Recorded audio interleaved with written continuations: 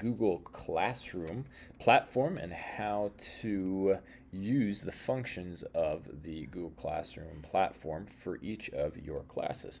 Now, in the following video, we will delve into setting up your Google Classroom. But for this one, I just want to point out how the Google Classroom has different functions that you'll be utilizing if we go to remote learning. Okay, so this is the landing screen that you will automatically go to, most likely for your Google Classroom. You'll see each of your classes listed, and thankfully we already have the students uploaded. Okay, now you're going to click on whatever class. I'm just going to do History 10 here, and automatically you're going to be placed on the Stream page. You also have 4 other tabs up here: Classwork, in which you can post assignments, Google Meetings, stuff like that.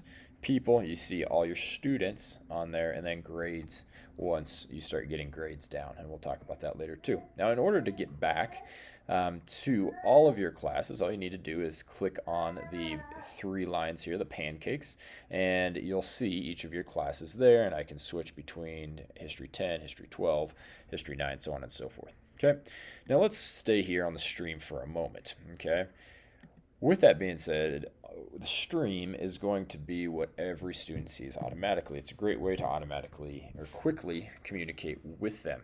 It will send emails saying, hey, Mr. Naito sent a class comment in your Google Classroom stream to their email, and they'll be able to read that. So for instance, if I want to just remind students that, hey, you have a quiz tomorrow, if I can spell there correctly. Okay, and then I have that. I've got it down. Don't forget there's a quiz tomorrow over chapter 10. Okay, let's be a little bit more specific for them so they know what to study. Hopefully they already know. We want it to go to all students, not just to one student, so make sure it just says all students there. If I have a quiz for multiple classes or something, and I don't need to put the chapter number in there, I could have it actually post to all of my classes. Okay, in this case, I just want to post it to History 10, and I can, before I do that, I'm going to show you a couple more things. One, I could add a link.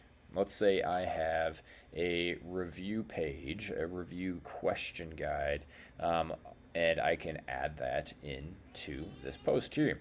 Let's say I don't want to actually send it out right now.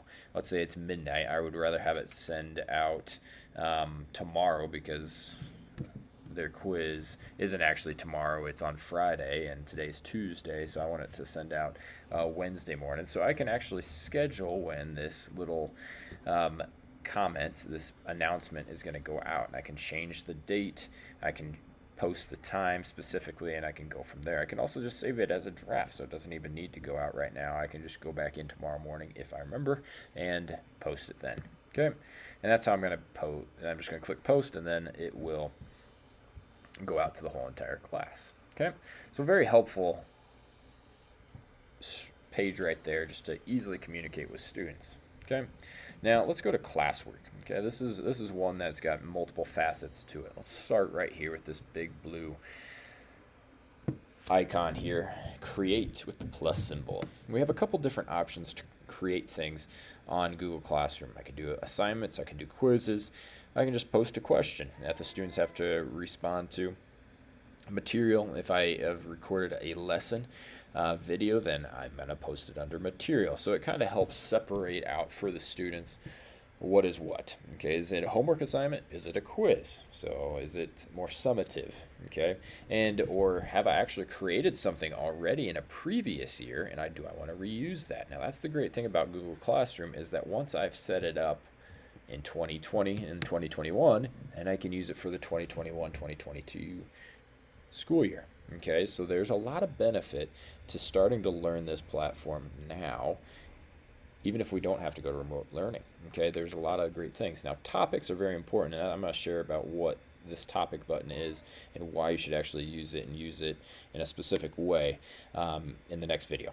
Okay, so that's creating assignments that all get posted to this page. Now, when I post an assignment, if I choose to select a date, it will automatically post to the student and the class Google Calendar. So students have accountability. It's like their planner. And all they have to do is go to their Google Planner and say, oh, look, I do have a quiz Friday. I do have a quiz tomorrow. Hey, that homework assignment, oh, I forgot about that, but that's due tomorrow. Okay, so very helpful function there. Google Meets right here. I'll show you this in the next video as well, but this is going to be the button in which, hey, I'm going to have a live session this week. I want all my students to join me. This is going to create a link that's going to be posted to the Google Calendar, so all students can go there, click on it, and join me in my live session. Okay, and a class drive and folder where all the students will have access to any homework assignments, any online quizzes, anything of that nature, any lessons I've posted via videos. Now, at the beginning of the school year, make sure, before school even starts, make sure all your students are here. If you get a new student, make sure that they've been added in here. We want every student to have access to your classroom that you've worked hard to set up. Okay, so hopefully that gives you a brief overview of the Google Classroom, each of the tabs, what it could be used for. In the next video, I will show you how to actually set this up.